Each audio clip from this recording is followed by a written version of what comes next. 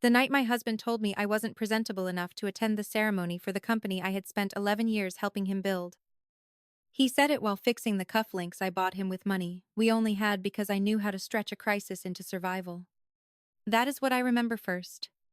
Not the insult itself. The cufflinks. Silver. Rectangular. Understated. The kind of thing rich men wear when they want other rich men to notice they've become careful with taste.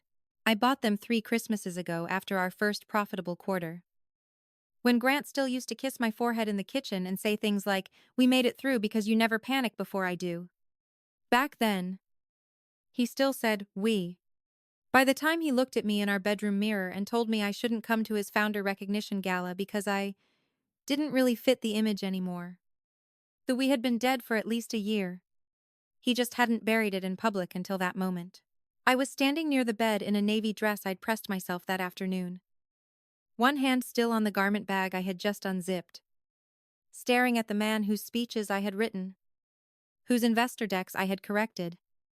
Whose payroll crises I had quietly solved by refinancing my own inherited condo before we were even married. Grant didn't say it cruelly at first. That was his style. Men like him almost never begin with the knife. They begin with concern. Softness. Regret arranged so carefully it almost insults you more than open contempt would. He adjusted one cuff, glanced at me through the mirror, and said, "Selene, I think tonight is probably not the right setting for you." I remember blinking. Just once. Because even after everything, some part of me still expected decency to arrive before humiliation. "What does that mean?" I asked. He sighed. Actually sighed. Like I was making something simple difficult. "The board crowd is going to be there. Press. Donors. New partners. Daphne thinks." He stopped himself too late. "Daphne. Of course.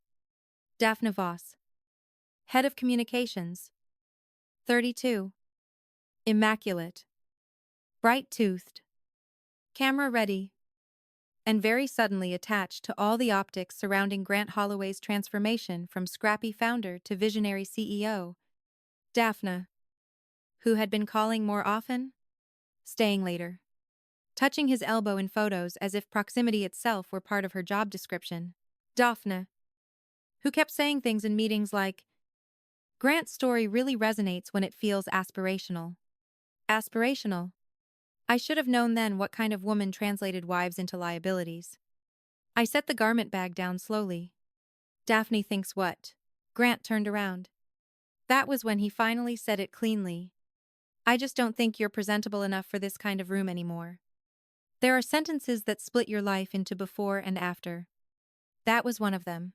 Not because he called me ugly. He wasn't stupid enough for something that easy to quote later. No. He chose something worse. Presentable. A word with layers. Plausible deniability built into every syllable. It could mean clothes. Weight. Hair. Energy. Age. Style. Confidence. Whatever hurt most. The listener could supply herself. And the speaker could later pretend she had misunderstood. But I understood perfectly. I understood that I had spent 11 years in the background of his success, becoming useful in all the unphotographed ways. Solving. Editing. Smoothing. Absorbing. Advising. Making impossible months survivable and survivable months look strategic. I understood that he had become rich enough to start resenting the evidence of who stood beside him when he was still frightened. I understood that the very woman who built the foundation often becomes visually inconvenient once the house starts attracting guests. He kept talking. That was his second mistake. "It's not an attack," he said. "You know how branding works. The company's in a different place now. Branding. There it was. Not marriage. Not gratitude. Not history. Branding." I looked at him in the tuxedo I had once steamed for investor dinners in apartments with bad lighting and unpaid electric bills. I looked at the polished shoes. The tailored jacket. The watch I bought him when his first acquisition closed. The man-shaped version of a future I had helped construct from raw fear and private labor. And for one terrible second, I saw it from the outside. He really believed he had made himself. That was the part that stung deepest. Not that he was ashamed of me. That he had become so dependent on the edited version of his own story that he needed me out of frame to keep believing it. I should tell you, I cried. I didn't. I did something that confused him far more. I got very still. Because the moment he said presentable, every conversation I'd been half hearing for months suddenly arranged itself into a pattern. The late-night strategy calls with Daphne. The way my name had quietly disappeared from thank you remarks. The draft biography on the Foundation website that described Grant as self-built, the gala invitation addressed to him alone. Even though the original recognition nomination had gone in under paperwork I had helped prepare with Leonard Pike, our outside counsel, I had not been cut out all at once. I had been professionally airbrushed. And now, standing in the room where I had laid out his tie and ironed the shirt he no longer deserved to wear, I realized something almost cold enough to count as peace. If I was no longer presentable enough to attend the ceremony, then he had forgotten exactly who made the ceremony possible. He picked up his phone, probably expecting me to break then, to plead, to accuse, to ask whether Daphne would be there, to make myself small enough for him to feel justified and large enough for him to feel desired. Instead, I looked him in the eye and said, "Then you should go alone." That was when his face changed. Just a little, because he had expected pain. What he saw instead was recognition. And somewhere beneath the tailored calm he had been wearing all evening, my husband began to understand that he might have just excluded the one woman in the room who knew where every buried foundation was. The truth is, Grant Holloway did not build his company alone. He built his myth alone. That was the difference. The company Holloway Therapeutics, which later rebranded itself into the cleaner, more expensive sounding, Holloway Biosystems, had been assembled the way most real companies are assembled, through panic, unpaid labor, bad coffee, improvised courage, half-broken software, and one person in the room quietly doing 3 invisible jobs while the visionary talks to investors. That quiet person was me. Not in the way wives say it sometimes. Bitterly but vaguely I supported him. No.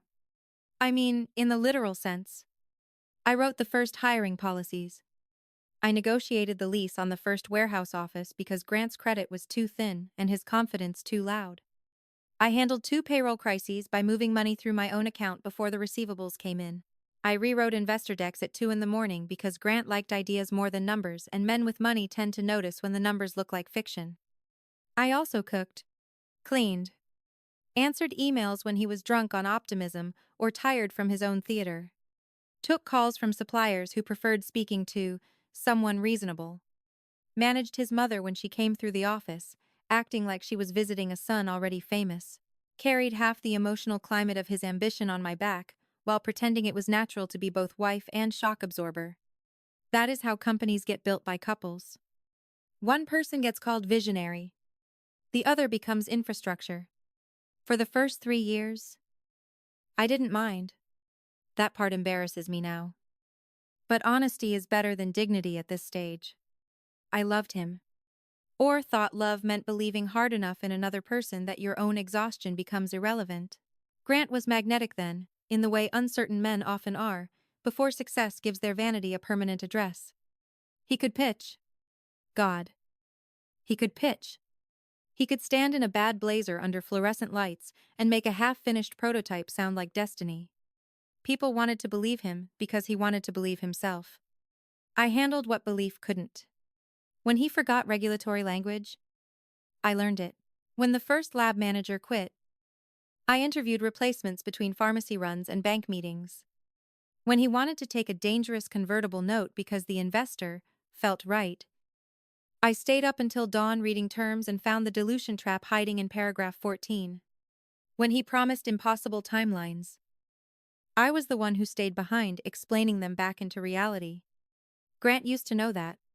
He used to say things like, "I'd be nowhere without Selene," That line disappeared long before I did. The shift began once the company stopped needing obvious rescue and started needing image. That is the stage where a lot of men break morally. Not during the struggle. During refinement. Once the office gets glass walls and the logos become cleaner and the photographers start arriving and the board wants confidence. Not chaos. Suddenly the wife who handled the ugly years begins to look like evidence. Evidence of the cramped apartment, the unpaid invoices, the budget grocery lists. The woman in old sweatpants carrying boxed files into a sublease office while her husband rehearsed confidence in the bathroom mirror. By year 7, Grant no longer wanted evidence. He wanted narrative. He hired Daphne Voss in year 8. Officially, she was there to professionalize investor relations and sharpen the company's public profile. Unofficially, she was there to translate history into something more flattering. She had that polished executive-adjacent beauty that made men sit up straighter and women instantly understand the room had gained an instrument. Not a colleague. Smooth voice. Strategic warmth. The kind of face that always looked expensive but forgettable in the right way. So powerful men could project their preferred version of themselves onto it. I disliked her immediately. Not because she was beautiful. Because she understood too quickly which parts of the company had no formal title but all the memory. Me. She never challenged me directly at first. Smart women rarely do. She asked little questions instead. Did Grant always want this brand to feel so founder-forward? Who handles the old investor correspondence archive? Do we know whether the early deck language was ever professionally cleaned up? Professionally cleaned up. As if 11 years of my work had been one long draft awaiting someone presentable enough to bless it. And slowly, little things began disappearing. My name from internal acknowledgments. My quotes from the anniversary booklet draft. The sentence in Grant's founder bio that originally read, "With early operational support from his wife, Selene Mercer." Holloway survived its most precarious first years. That became, Grant navigated the company through its precarious first years with unusual resilience and clarity. Unusual resilience and clarity. I remember reading that line on a proof sheet in Daphne's office and understanding, all at once, what kind of editing was underway. Not copy editing. Erasure. By year 10, the board had started treating me like a spouse instead of a builder. Polite smiles at holiday dinners. Little comments about how proud you must be. One woman actually asked whether I'd always been more comfortable behind the scenes. And I smiled so hard my face hurt, because the truthful answer, no. You people pushed me there. Once the company was rich enough to be embarrassed by labor that looked female would have ruined dessert. Grant said nothing. That was the real betrayal. Not Daphne's ambition. Not the board's lazy sexism. His silence. He wore suits now that I never would have let him buy in year 2. He used language like scale and narrative alignment and market confidence, as if they had not all been dragged into existence through years when I was still the one proofreading term sheets with a baby monitor app open on my phone for the sister's child because their whole family used to treat my competence like public utility.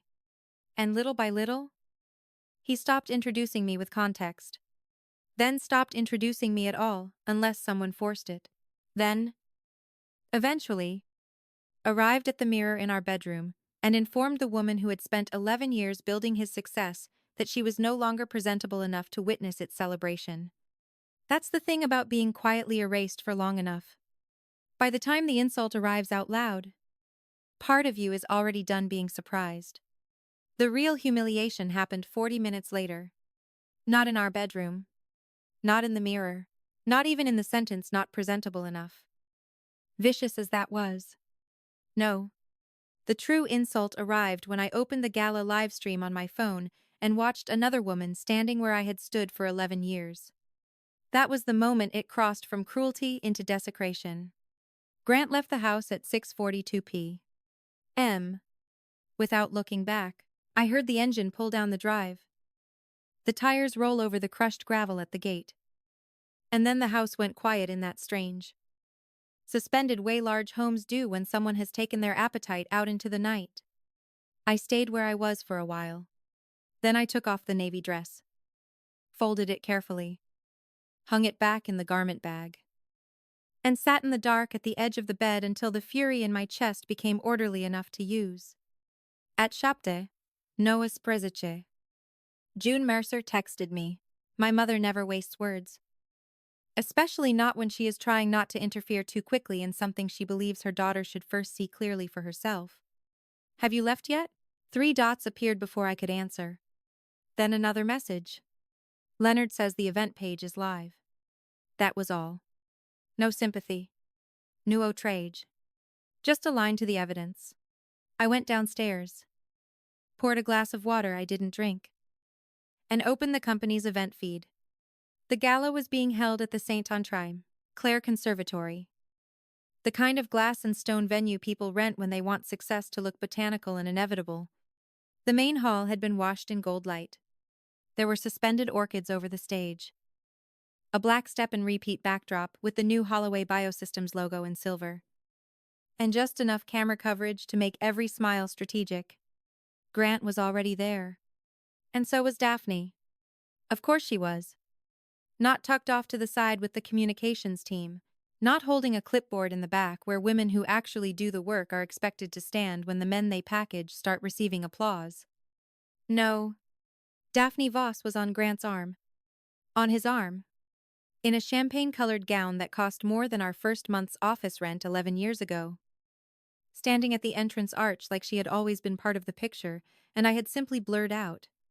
I stared at the screen so hard my hand went numb around the phone, because there are betrayals you anticipate in outline.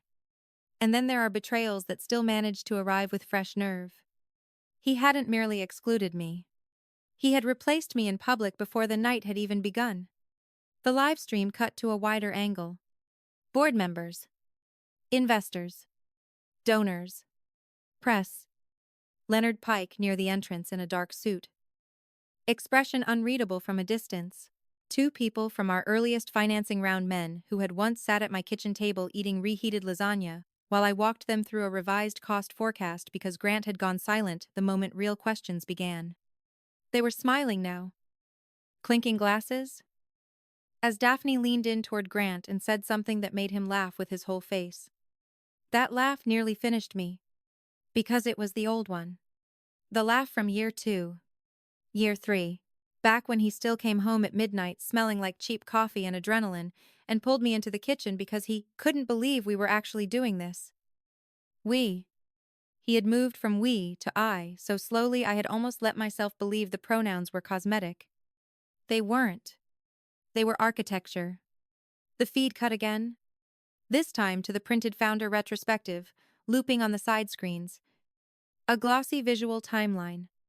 Grant in the first warehouse. Grant at the first conference.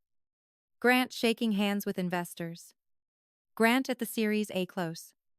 Grant in a lab coat he barely wore long enough to understand where the sterile gowns were stored. And beneath the title card, From Vision to Industry Leader, the Grant Holloway story. Not Holloway and Mercer. Not early team. Not founding household. The Grant Holloway story. I felt my face go cold. Then came the panel slide. Founding support and acknowledgements.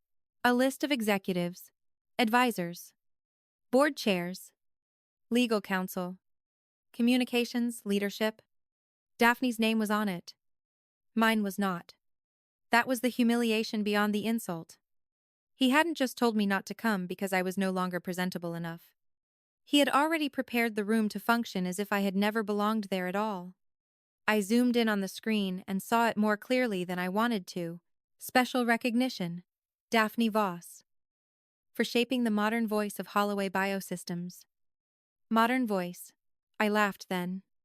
Not because anything was funny. Because my body briefly mistook disgust for humor just to stay upright.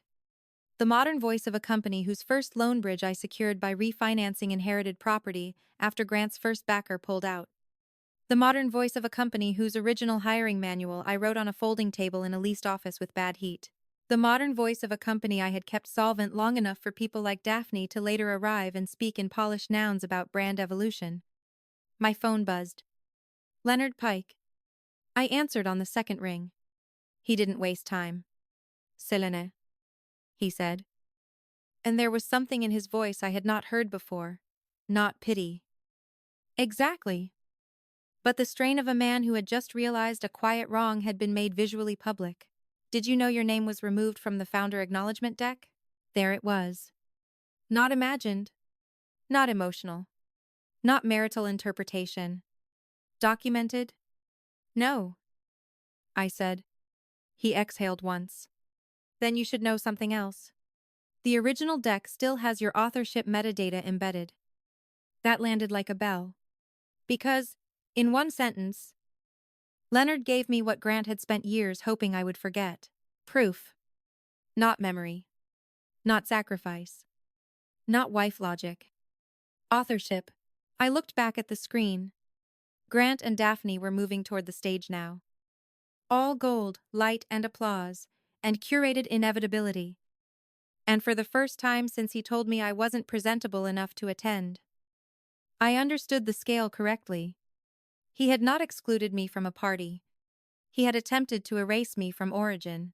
And that, more than the dress, more than Daphne's hand on his arm, more than the founder's story swallowing 11 years of my work, was the insult that made everything after it very simple.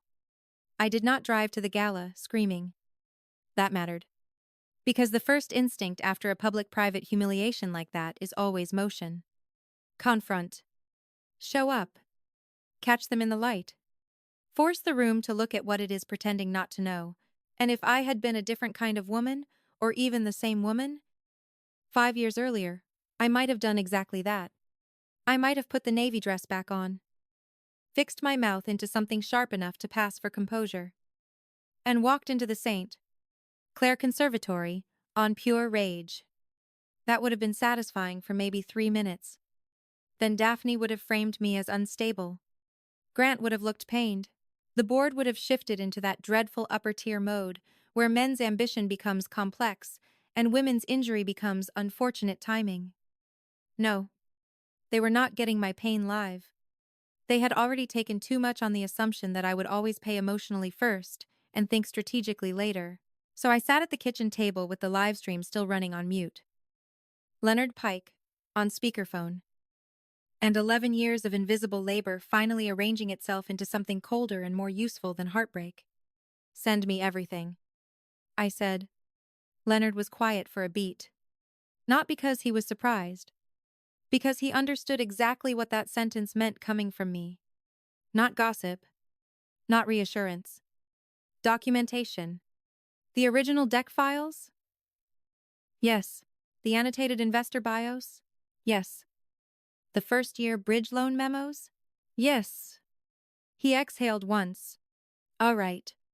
I stood, carried my untouched glass of water to the sink, poured it out, and watched the stream vanish down the drain while the gala continued silently on my phone behind me. Somewhere inside that glass conservatory, under warm light and applause, my husband was standing on a stage built partly out of my work and publicly pretending that the woman beside him had shaped the voice of a company whose earliest survival had depended on me being willing to become voiceless in all the right places. That part was over. I walked upstairs, unzipped the navy dress from the garment bag, and put it back in the closet. Then I changed into black slacks, a cream silk blouse, and the long charcoal coat I wore when I needed to remember what my body felt like inside authority instead of injury. I tied my hair back, took off my wedding rings, put them in the top drawer of my desk without ceremony. That, more than anything else, calmed me. Not because I was ending something dramatically. Because I was finally removing 2 small pieces of metal from a roll that had already been made decorative in public. My mother called at 7:41. I answered on the first ring. Are you going there? June asked. No preamble. No sympathy. She knew me too well for that. No, I said. Good. I thought I heard her not say, what are you doing instead? I looked down at the legal pad I had already pulled toward me. On it, in my own handwriting, 3 words. Authorship. Equity. Record. I'm making sure, I said. That if he wants a stage, he gets the right script. Silence. Then, very softly, the nearest my mother ever comes to open approval. All right. That was my retreat. Not collapse. Not surrender. Repositioning. I spent the next hour doing what I should have done months earlier, reading with malice removed. Once you take hope out of a paper trail, the truth gets cleaner. The founder acknowledgement deck had indeed been altered.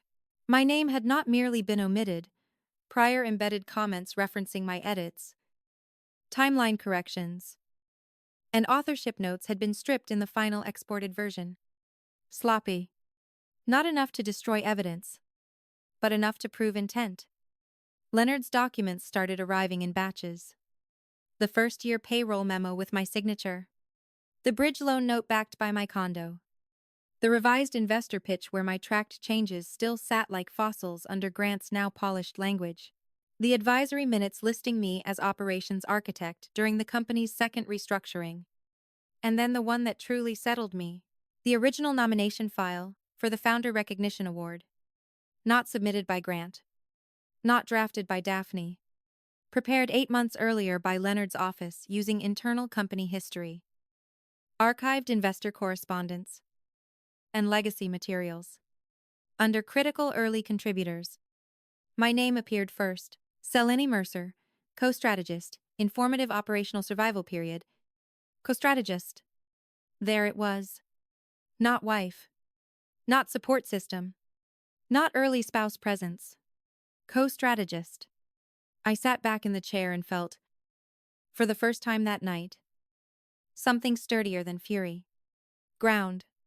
The Gala feed cut to Grant at the podium then, accepting applause with one hand lightly resting against the acrylic stand. Daphne at stage left in gold light like a polished translation of my disappearance. I unmuted just in time to hear him say, "No one gets here alone." But at a certain point you realize vision has to harden into leadership. I almost laughed. That line used to be mine. Not verbatim. Better than that. It was the cleaned-up bastard child of 3 different sentences I'd once said over takeout cartons in our first office when he was spiraling over a delayed trial, and I was trying to explain why charisma alone wasn't going to carry us through another quarter. There he was, wearing my thought in a tuxedo, while telling the room I wasn't presentable enough to sit in it. Good. Let him keep talking. Let him keep borrowing. He still didn't know the one thing men like Grant always forget in the moment they start believing the polished version of themselves. The person who built the machinery remembers where every hidden lever is. Adopt. Szejbrezecie. I texted Leonard. I want the original founder file delivered to the board chair tonight. And I want the metadata report sent to every member of the recognition committee before the after-party begins. He replied in under a minute. Understood. That was my silence. That was my withdrawal. Not passive. Not wounded. Not waiting at home while he shone. I was no longer competing for a seat in the room. I was rearranging what the room would know by the time dessert was served. And somewhere between the muted applause and the cold lamplight over my kitchen table, I realized something that made the rest of the night almost peaceful. He had excluded me from the event. He had not excluded me from the truth. The first layer of truth was authorship. Not memory. Not sacrifice. Not marriage. Authorship. That distinction mattered more than I can explain. Because if I had gone into this fight as the wounded wife, Grant would have had room to sentimentalize me. He could have looked pained, grateful, complicated. He could have let Daphne smooth the edges and call the whole thing a difficult personal transition during a critical growth phase. Men like Grant survive scandals by reframing women as emotional weather around their destiny. But if I went in as an author, a builder, a documented strategic force in the company's formative years, if I went in with records, drafts, in the bettering sixter, tracked changes, bridge notes, metadata, and formal nomination history, then he had a different problem entirely. Not optics. Record. Leonard Pike understood that immediately. By 8, 32 pram. M. My inbox held a folder titled Founding Materials Mercer Contributions. He hadn't dramatized it. Of course not. Leonard was too good for that. The file said arrived the way truth should arrive when it means to survive. Time-stamped. Boring looking. And devastating if read by anyone with authority. I opened the first document. A payroll bridge memo from year 1. Grant's handwriting was barely legible in the margins, full of exclamation points and panic. But the transfer authorization beneath it was mine. My account. My signature. My note to the bank manager requesting short-term personal liquidity to cover company payroll after our lead investor delayed funding. The next document was the warehouse lease. Not signed by husband and wife. Negotiated by Celine Mercer. The next, a track changes version of our first viable investor deck. Grant had supplied the voice. I won't lie about that. He always had the outer layer, the velocity, the charisma, the founder's pulse. But underneath his bullet points and visionary nonsense was my structure. My red lines. My caution. My corrected burn rate. My revised runway timeline. My removal of 2 absurd product promises he would absolutely have made in public if left unsupervised. Then came the advisory minutes. That one almost made me laugh, because there, in dead legal prose, sat the version of me he had spent years trying to airbrush out of the company's origin story. Celine Mercer, to assume temporary strategic operations oversight until revenue stabilization. Temporary. Funny word. Temporary labor by women is one of the most permanent forces in the world. Companies get built on it. Families too. Then, once everyone is comfortable enough, they rename it support and ask why the woman seems so attached to being remembered accurately. The next file was the Founder Award nomination packet. That one was cleaner. Deadlier. The original nomination, as Leonard had told me, listed me under critical early contributors. But it went further than that, under material forces in survival stage execution. The narrative section credited me by full name with restructuring supplier risk, preserving investor confidence during the second quarter withdrawal crisis, and co-developing the company's workable operating model during its first 18 months. Co-developing, not decorating, not emotional support, not founder's wife. Co-developing. That was the phrase I sat with longest, because it was the language of truth before branding got involved. Before Daphne. Before the board started preferring the polished mythology of a self-made man over the messier, more common reality that women often build the floor while men take the keynote. Then Leonard sent the metadata report. That was where the real rot showed itself. The current founder deck, the one looping on screen at the Gala, had been altered from earlier internal versions in 3 distinct stages. The first edits removed references to household-backed liquidity events. The second stripped my name from contributor notes. The third revised language around the survival years to center Grant as singular architect of vision, operational clarity, and early resilience. Operational clarity. I had to stop and put my hand flat on the table when I read that phrase. Because it was too exact a theft. Not generic flattery. Not harmless rewriting.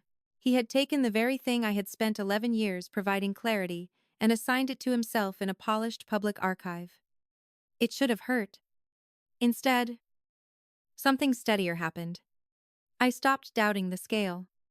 That's what documentation does for women who have been diminished in elegant ways. It removes the part where you waste time asking whether you are overreacting. Whether maybe he didn't mean it like that. Whether perhaps this was just optics. Or stress. Or some transitional ugliness that can still be folded back into marriage if handled with enough restraint. No. He knew exactly what he was doing. And Daphne knew too. Her edits were all over the internal comms drafts Leonard forwarded next. Not obvious. Not sloppy. Just strategic enough to reveal intent. Phrases like, refining founder narrative, reducing non-essential peripheral acknowledgments, aligning all public-facing material around singular leadership identity. Singular leadership identity. There it was. That was the second layer of truth. This had never only been about my dress. my body, my age, my hair, or whether I looked polished enough to stand beside him under donor lighting. The presentable comment had merely been the emotional weapon. The deeper move was structural. He was not trying to protect the room from me. He was trying to protect the lie from my presence. Because if I attended, people who had known us from year one might remember too much. They might see my face and connect it to the warehouse, the deck revisions, the investor dinners in cheap restaurants. The two crises Grant still described in interviews as lonely founder seasons, even though I had been sitting across from him with spreadsheets and bridge terms both times. My absence was useful. That was the third layer. Not accidental. Not neglectful. Useful. Once I understood that fully, the humiliation changed shape. It stopped being a wound and became evidence. And evidence, if handled correctly, does not need to cry. It needs to arrive. I looked up then at the muted live stream still playing on my phone. Grant was on stage now. Daphne, near the wings. The board smiling. The room warm with money and selective memory. They still thought they were celebrating a founder story. What they didn't know yet was that the missing author had the original drafts, the signatures, the metadata, and a very good lawyer. And once a woman like me stops trying to be graceful about being erased, a lot of polished rooms discover how fragile their narratives really are. The panic started with the board chair. Not Grant. That's how I knew the night had already slipped beyond branding and into consequence. Adopt. Patruzet Shishap de Place. M. Leonard forwarded confirmation that the original founder file, the metadata report, and the early-stage contribution documents had been delivered to the recognition committee and copied to Harold Baines, the board chair. Harold was 70. Careful. Old school. And allergic to embarrassment when it arrived through governance rather than gossip. He didn't scare easily. But he hated one thing more than scandal: revisionist heroics built on falsified records. That mattered, because up to that point, Grant could still tell himself this was a domestic upset. A wife feeling sidelined. A husband making hard image decisions. Daphne would know how to smooth that. She always did. She spoke fluent institutional euphemism. She could turn betrayal into positioning, erasure into streamlining, and humiliation into alignment. But if Harold Baines started reading files while Grant was still on stage accepting gratitude for a founder story edited into fiction, then the room would stop being social. It would become evidentiary. I unmuted the live stream again just as Grant finished the polished middle of his speech, the section where he thanked the people who understood the mission early.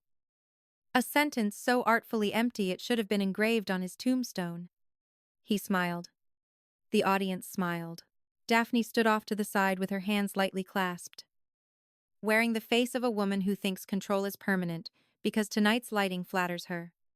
Then I saw it. Harold leaning toward Leonard at table 4. Not casually. Not socially. With documents open. That was the beginning. Grant kept talking. Of course he did. Men like him never notice collapse at first because they are too busy hearing their own amplified voice. But down on the floor, something had started changing. One committee member stopped clapping.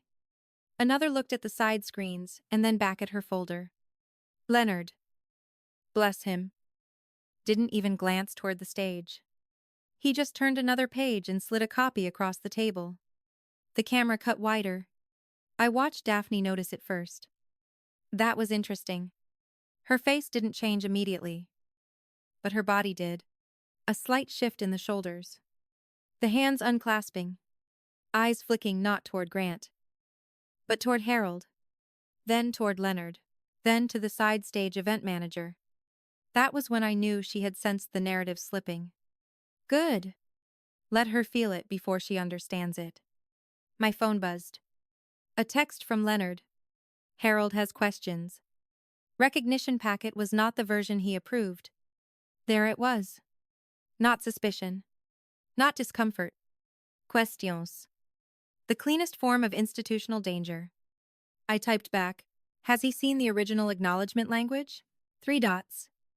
Then, "Yes. He's asking who removed it." Beautiful. Back on the live stream. Grant had moved into the final section of the speech. The triumph language.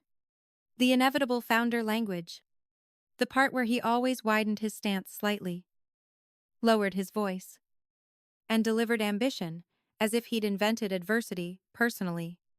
He never got to finish it. A woman from the event team stepped onto the side stage and said something to Daphne. Daphne's face went white. Not dramatically. Just enough. Then she crossed behind the podium and murmured something into Grant's ear. He froze for half a second. There. That tiny break in rhythm. Most of the audience wouldn't have noticed it consciously. But I did. Because after 11 years, I knew exactly what Grant looked like when control left the room before he did. He recovered outwardly. Barely. "Excuse me," he said into the mic with a smile too fixed to survive replay. "It seems I need to clarify something with the committee." Clarify. Interesting word. Men choose when they're already in trouble. He stepped off the stage. The applause was uncertain now. Not absent. Worse. Polite. Confused. Fragmented. The camera followed poorly as he moved toward table 4, which made the whole thing feel even more naked. People at neighboring tables were no longer pretending disinterest. Heads turned. A donor couple actually stopped mid-conversation to watch. Daphne reached Harold first, leaned in, and began speaking with the smooth urgency of a woman trying to reseal a narrative before the men around it admit they've been handled. Then Harold stood up. That was the escalation. Not shouting. Not public accusations. The board chair standing at a founder recognition gala with documents in his hand while the honored founder leaned toward him in visible tension. The room felt it instantly. I could tell even through the bad event audio. Grant tried the contained version of outrage first. The executive one. Jaw tight. Smile gone. Posture still attempting dignity. He reached for the folder Harold was holding. Harold did not let go. That was when Grant's face changed. Panic. Properly born. Is such an ugly little thing in ambitious men. It arrives looking offended. Then insulted. Then suddenly very young. Daphne spoke again too quickly. Too close. Too much with her hands. I couldn't hear the words. But I didn't need to. Her body was already confessing for her. Not innocence. Damage control. That particular brand of professional fear that only comes when the room has begun suspecting not just a mistake, but manipulation. Another text from Leonard arrived. Harold just asked. In front of 3 directors. Why Celine Mercer was removed from the founder materials? Daphne said it was a comms refinement. Harold asked who authorized history refinement. I laughed then. Actually laughed. Not because it was funny, because it was exact. History refinement. That was the kind of phrase only a communications woman in real trouble would choose while standing in the wreckage of her own polish. The live stream camera cut back to the stage, where the MC was trying to stall with an improvised anecdote about innovation and resilience. Nobody was listening.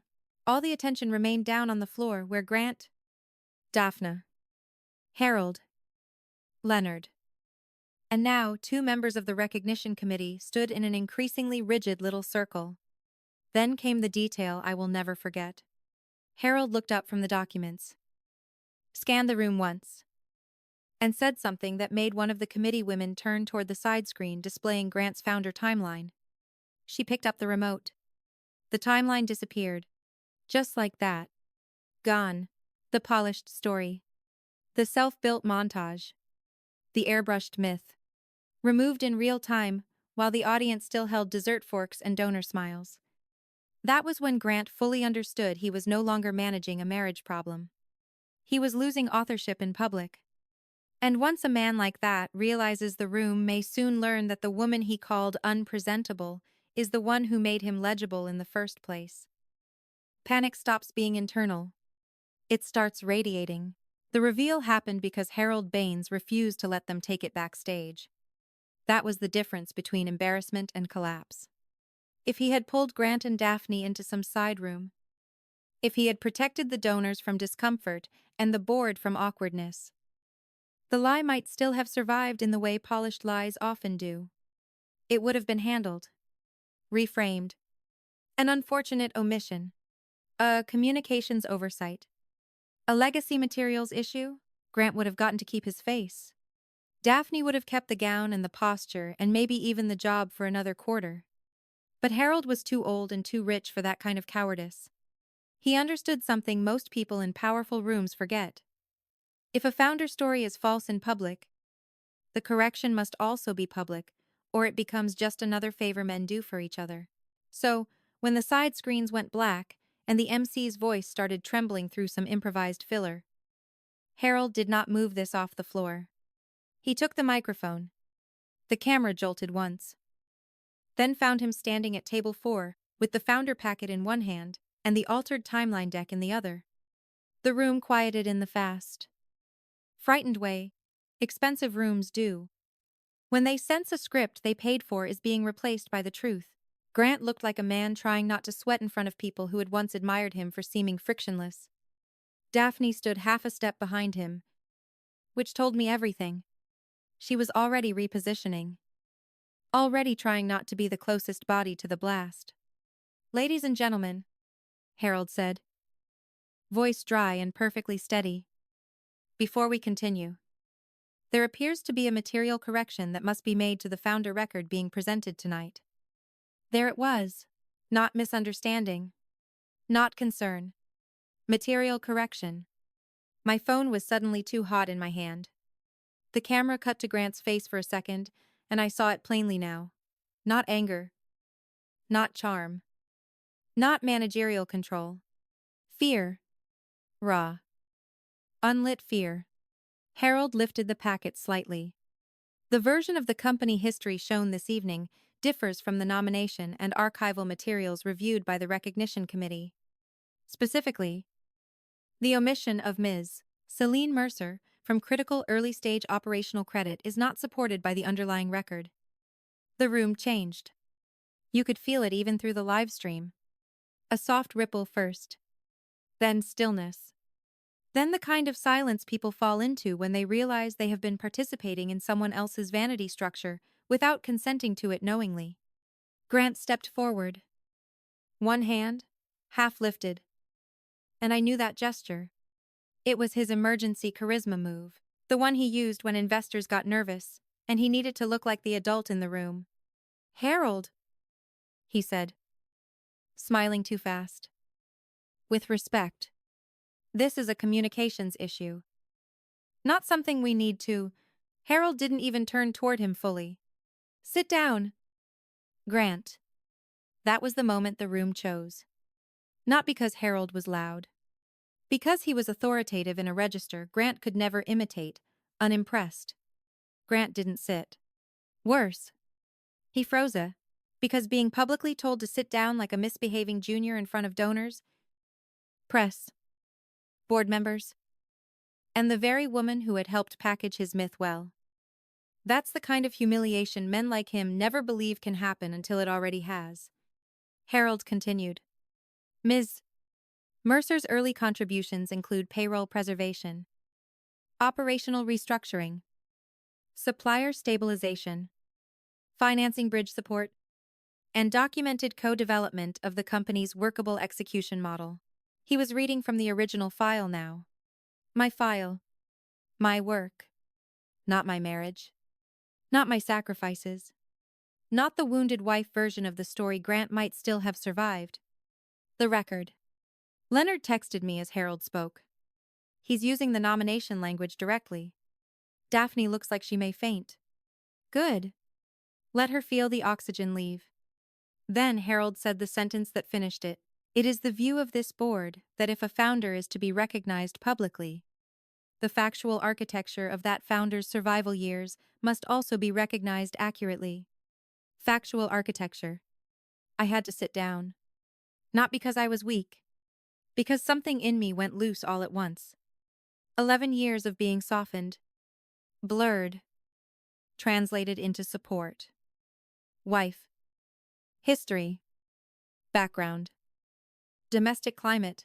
And suddenly here was the cleanest man in the room, using structural language for what I had been. Architecture. Grant tried again. You're making this into something personal. No, Harold said. You did that when you altered authorship. Jesus. Even through the terrible event audio. That one landed like stone. The camera cut wide. People were no longer pretending not to look. A donor woman in emerald silk had set her glass down midair and forgotten to pick it back up. Two members of the recognition committee were openly reading from the original packet now. One of the earlier investors, someone I remembered from the lasagna at my kitchen table years, was staring at Grant with the particular disgust of a man who has just realized the founder story he funded has been cosmetically masculinized. Then came the public correction. Harold turned toward the AV team and said, "Restore the original acknowledgement slide." A beat. Then the side screens came back to life. No glossy timeline this time. No self-built montage. No cleaned-up founder myth, just text on black. Critical early contributors. Celine Mercer, Strategic Operations. Payroll Preservation. Early financing support. Foundational execution model. Leonard Pike, Founding Counsel. Initial advisory group archival record attached. My own name appeared 20 feet high behind the stage where Grant had stood 5 minutes earlier, accepting applause for a history edited to remove me. That was the reveal. Not that I had helped. That I had been foundational. That the woman he called unpresentable enough to attend was written into the architecture of the company more deeply than the communications woman in the champagne gown. More durably than the speech he was trying to salvage. And more truthfully than the version of himself he had been performing all night. Daphne said something, then I couldn't hear it. But I saw the shape of the plea in her mouth. Grant turned on her. Not dramatically. Worse than that. With the cold, panicked fury of a man who suddenly realizes the person he used to polish a lie may now be the nearest available body to blame. Too late. The room had already seen the screens. Seen the packet. Seen Harold refusing to soften it. Seen Grant's public recognition transformed into public correction. And somewhere inside that glass conservatory, beneath the orchids and donor lighting and all the expensive little mechanisms of celebration, my husband finally learned the one thing he never understood about women like me. You can exclude us from the room. You cannot exclude us from the record. Grant's collapse did not happen all at once. That's what made it satisfying. If Harold had simply denounced him, if the board had yanked the microphone, and security had escorted him out, while the donors gasped into their champagne, Grant might still have found a way to romanticize it later. Men like him are perversely good at turning dramatic failure into mythology. He would have called it a misunderstanding. A hostile overreaction. Proof that success makes people jealous and marriage complicated. No. What happened to him was much worse. The room stopped believing in him by degrees. That is how powerful men truly fall. First, the applause died. Not fully. Some people still clapped out of reflex when Harold finished speaking. Because wealthy rooms are often a beat behind their own moral intelligence. But the rhythm was wrong. Thin. Fragmented. It sounded like politeness trying to escape a mistake.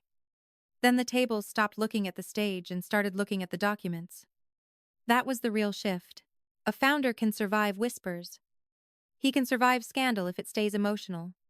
He can even survive infidelity if the room decides it was merely personal weakness dressed in tuxedo lighting.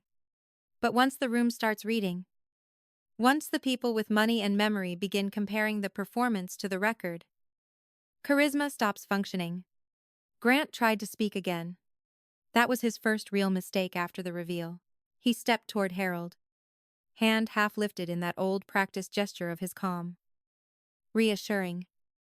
Slightly burdened by the need to restore order on behalf of everyone else. I had watched that gesture close investors, soothe suppliers, and talk employees out of reasonable panic for over a decade. It no longer worked. With respect, he said into the mic Harold had not yet lowered. Celine's contributions were always appreciated privately. But this event is about founder leadership, not operational support. Operational support. I actually said the words out loud to my empty kitchen. Because there it was. Even then. Even while the documents were open. Even while my name stood on the side screens in white letters against black. Even while Harold Baines and Leonard Pike were holding proof that I had not merely supported his little vision but actively preserved its survival when he would have crashed it into the ground on confidence alone still. Grant could not stop reducing me into something adjacent. That sentence killed him more cleanly than any accusation ever could have. You could see it happen. Not in Harold. Harold was already done with him. In the room, in the donor woman, with the emerald dress, who slowly set her napkin down and leaned back as if distance could correct her previous admiration. In the investor from year one who stopped looking amused and started looking embarrassed. Which is much worse. In the younger board members who had probably built half their idea of Grant Holloway from company lore and were now discovering the lore had been aggressively masculinized. And in Daphne. Especially Daphne. She moved too quickly then. Stepping toward the mic with a smile so brittle it could have cut glass. What Grant means, she said, is that we may have streamlined certain references for narrative coherence. Narrative coherence. Jesus. That phrase should have ended her career on the spot. Not because it was inaccurate. Because it was too accurate. She had just publicly admitted to streamlining a living woman out of origin. Harold turned to her slowly. Did you remove her name? He asked. Daphne Froza. That was the moment I stopped seeing her as dangerous and started seeing her as finished. Not because she had no talent. She did. Too much of the wrong kind. But rooms like that forgive ambition only when it flatters their ethics. The second ambition starts tampering with record, especially under the nose of old men who still believe authorship should at least pretend to matter. The aesthetic turns toxic. Daphne glanced at Grant. That glance finished both of them. Because it showed the room where authority had actually been. Not in communications. Not in some harmless branding choice. In his approval. Grant saw it too late and tried to cut her off. This is not the time. No. Harold said. This time into the microphone. It's exactly the time. Then he did something even worse than public correction. He asked Leonard to read. Leonard Pike rose with the original founder packet in his hand and the kind of expression lawyers wear when they have stopped being privately useful and become publicly precise. He read 3 excerpts. The payroll bridge memo. The operations oversight minutes. The founder nomination language naming me as co-strategist in the company's formative survival period. No commentary. No moral flourish. Just the record. When he finished, the room had gone so quiet I could hear the Gala's air conditioning through the live stream. That silence made Grant look small. He was still in black tie. Still handsome in the expensive, market-tested way that had once persuaded rooms to call him visionary before checking whether the work underneath him matched the shine. But now he looked what he had always secretly been afraid of becoming. A man whose success, once stripped of the woman-shaped labor beneath it, might not have been sturdy enough to deserve the story built around it. He tried anger next. Of course he did. This is humiliating, he snapped. There it was. Not gratitude. Not correction. Not even denial. Really. Just grievance at being publicly measured against truth. Harold did not blink. Yes, he said. For the right person. That line hit even through the screen. And then came the final collapse. Not from Grant. From the event itself. The recognition committee chair, an older woman named Eloise March, whom I knew only distantly from 2 prior donor luncheons, walked to the stage. Took the commemorative glass award from the podium pedestal. And set it down on the table instead of handing it to him. That tiny movement told the room everything. He had not merely been corrected. He was no longer being honored. You could feel the donors reorganizing themselves around it. Conversations had stopped. Smiles were gone. The event planners were pretending to manage logistics while clearly listening harder than anyone. The founder's reel never came back on the screens. The band didn't resume. Even the waitstaff seemed to understand that dinner service had crossed into witness territory. Grant looked around for anyone to restore the fiction. Daphne wouldn't meet his eyes. Beautiful, because that was the real punishment for men like him. Not losing the applause. Losing the accomplice. Then Leonard texted me one final update before the live stream cut to a wide holding shot of the room. Recognition suspended. Board wants immediate review of all founder materials and comms approvals. Grant is asking to handle this privately. Harold refused. Of course he did. He wanted privacy now. After telling me I wasn't presentable enough to attend, after building a whole evening on my absence, after letting another woman glow at his side while my work was dressed up as his singular leadership. No. He did not get privacy. He got proportion, and as the camera held on the shattered little geometry of the room, Harold standing. Leonard seated. Eloise at the stage. Daphne pale. Grant isolated in the center of an event that had been designed to glorify him. I realized something almost tender in its accuracy. For 11 years, I had carried the parts of him that failed under pressure. Tonight, in public, he was finally standing without me. And everyone could see exactly how little remained. The first thing I got back was not the company. It was the language. That mattered more than I expected. For 11 years, the words around me had been shrinking. Not loudly. Not enough for anyone to call it abuse if they only heard one sentence at a time. But steadily. Efficiently. In the way professional men and polished women do when they want to remove a person from authorship without triggering open resistance. I had gone from strategist to support. From co-builder to spouse. From operational architect to someone who was there in the early days. From necessary to sentimental. And then, finally, to not presentable enough. That is how erasure works when it can afford nice lighting. So when Harold Baines stood in that room and used the phrase factual architecture, when Leonard Pike read my role into the microphone without apology, when the side screens restored my name in white against black, and no one could call it emotional because the evidence was already in everyone's hands. Something inside me straightened in a way no revenge fantasy ever could have given me. I was no longer asking to be seen. The record had started doing it for me. My phone buzzed at 9:31. Grant. Of course. I stared at his name for a full ring before answering. He didn't greet me. That told me everything. No, Celine softened by regret. No, can we talk? Wrapped in faux respectability. No attempt to sound wounded, or complex, or privately burdened by the public mess he had personally staged into existence. He went straight to damage. What exactly are you trying to do? He demanded. I almost laughed. Because there it was, the oldest male instinct in the world. A woman gets publicly restored after being quietly erased. And the man who did the erasing still hears consequence as aggression. What am I trying to do? I repeated. Yes. He snapped. You sent Leonard after me with archival junk in the middle of a live event. You made me look insane. No. That was the beautiful part. I hadn't made him look anything.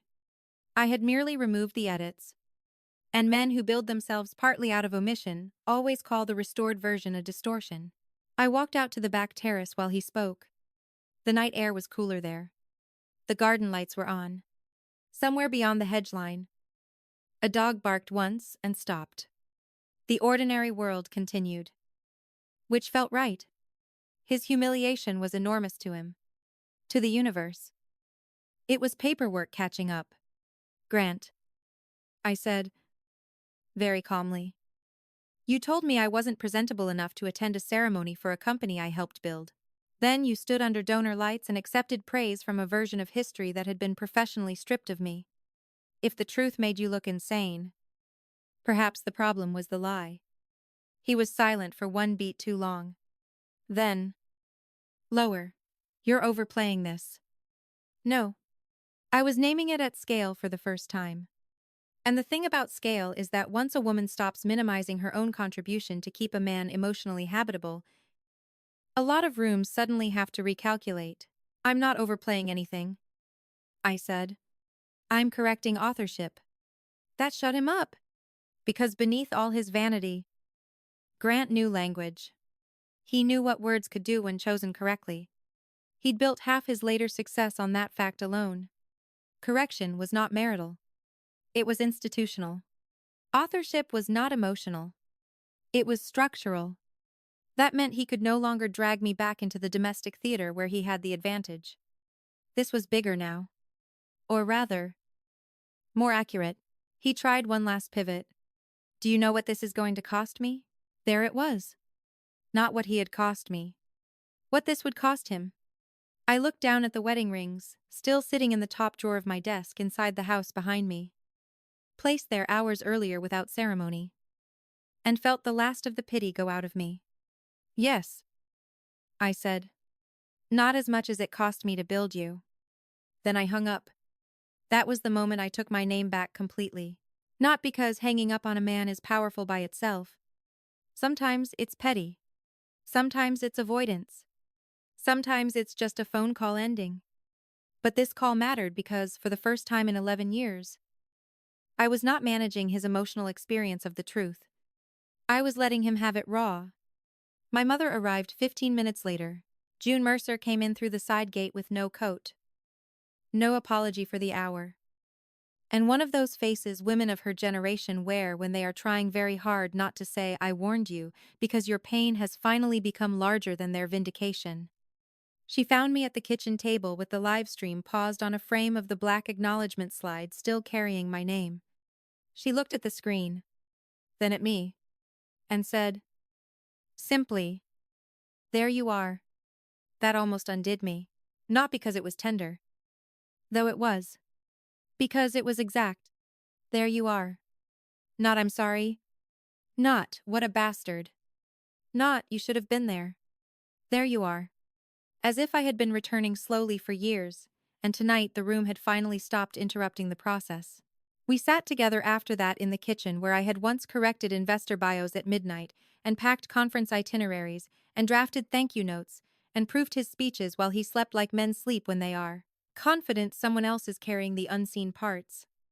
My mother poured wine. I didn't cry. That mattered too. Not because tears would have made me weak, but because I wasn't broken in the way the night had been designed to break me. Grant had expected exclusion to reduce me. Daphne had expected absence to finish the edit. The board had expected a clean founder narrative they could applaud without investigating its missing architecture. Instead, by the end of the night, my name had re-entered the company publicly.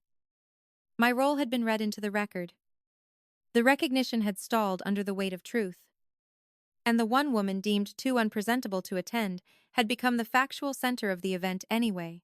I had not reclaimed a husband. I had reclaimed proportion. And once a woman has that back, the rest of the room starts learning how to address her correctly. 6 months later, my name was back in the company history. Not as a courtesy. Not as a wife. Not buried in some sentimental footnote about early support. Properly. The board's final archival correction listed me as foundational strategy and operations contributor, survival stage architect, an early financing support lead. Dry language. Precise language. The kind of language that does not flatter anyone. Which is why I trusted it. Truth gets safer when it stops trying to sound beautiful. Grant hated every word of it. That was not the best part. The best part was that he could do absolutely nothing about it. The recognition gala was never reissued. Harold Baines refused. The board review widened once the founder materials were audited. And what looked at first like one ugly act of personal erasure turned out to be exactly what I suspected it was: a pattern. Revised origin language. Selective omissions. Internal decks that gradually shifted singular credit toward Grant while flattening everyone else into atmosphere. Daphne did not survive the quarter. Not because I demanded it. I didn't have to. Once a communications executive gets publicly tied to history refinement, wealthy boards stop hearing polish and start hearing liability. Grant remained CEO for 3 more months. Then he stepped aside to focus on strategic transition. That line made me laugh for a week. Because for 11 years, I had been the one focusing on strategic transition, bridging cash flow, correcting investor language, reworking timelines, preserving payroll, and translating his panic into leadership before anyone else smelled smoke. He got to use that phrase on the way down because men like him always borrow one last sentence from the women they diminished. It did not save him. The market did not implode. The company did not collapse. That was important too. Men like Grant often believe that if they fall, the structure must fall with them. Because otherwise, they would have to face the possibility that they were never the sole pillar they performed themselves to be. But Holloway Biosystems kept operating. Quietly. Competently. Better. In some ways. Once the mythology stopped getting in the way of record, Leonard Pike joined the interim governance task force. Harold remained exactly as unimpressed as God intended. And me? The strangest part was that I did not want his chair. People asked. Of course. Not directly at first. Wealthy people never begin directly when they're trying to assess a woman's appetite after public correction. They circle. They compliment your poise. They mention your intelligence as if they've just discovered it in the light of a man's disgrace. They ask whether you'll be more involved going forward, which is their way of wondering whether you mean to convert moral vindication into formal power. I considered it, then declined. Not because I was weak. Because I finally understood the difference between reclamation and re-entry. I did not need to inherit the room that had erased me in order to prove I existed there. I needed the record corrected, the authorship restored, and the proportion returned. Once I had that, I was no longer interested in sitting under the same lighting that had once found me too inconvenient to display.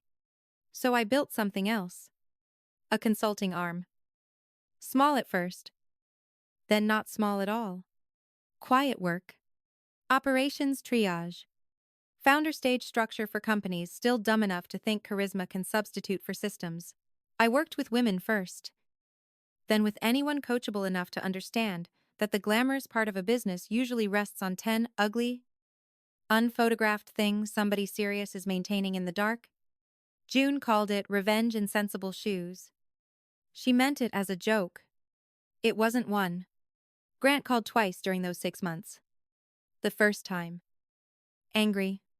The second time, careful. The careful call was worse. That was the one where he said, I know I mishandled things. Mishandled. As if I had been a communications object. As if the problem was not that he had spent years metabolizing my labor into his identity and then tried to exclude my body from the celebration of its results. I let him finish. Then I said, No. You understood exactly what you were doing. You just thought the room would let you keep it. He had no answer for that. Because it was true. That is the final shape of the story. I think, not that a cruel husband got embarrassed, not that a communications woman in an expensive gown learned history has claws, not even that a board discovered it had been applauding edited masculinity under donor lights. It is this. I spent 11 years building his success. And when he decided I was no longer presentable enough to attend the public celebration of that success, he accidentally forced the truth into the open. He turned a long private diminishment into a visible lie. He made the correction necessary. Public. Documented. Clean. He thought exclusion would make me smaller. Instead, it made me legible. These days, when I walk into rooms tied to that old chapter of my life, people use my name correctly. Not warmly. Always. Not with guilt. Sometimes with caution. Sometimes with real respect. Sometimes with the uncomfortable clarity people reserve for women they once underestimated and now must address at scale. That's enough. More than enough. Because the truest ending was never going to be getting him back. Or taking his title. Or standing at the gala in the navy dress after all, while donors watched him squirm. The truest ending is quieter. It's this. He is now permanently attached to a corrected record.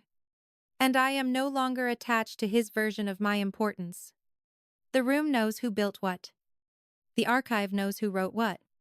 The company knows who kept it alive long enough for it to have a history worth falsifying. And I know something I should have known years earlier. A woman does not become unpresentable because a man grows ashamed of the labor that made him visible. He becomes smaller because he tried to stand in public without properly naming the hands that held him up. That was the new order. Not forgiveness. Not reunion.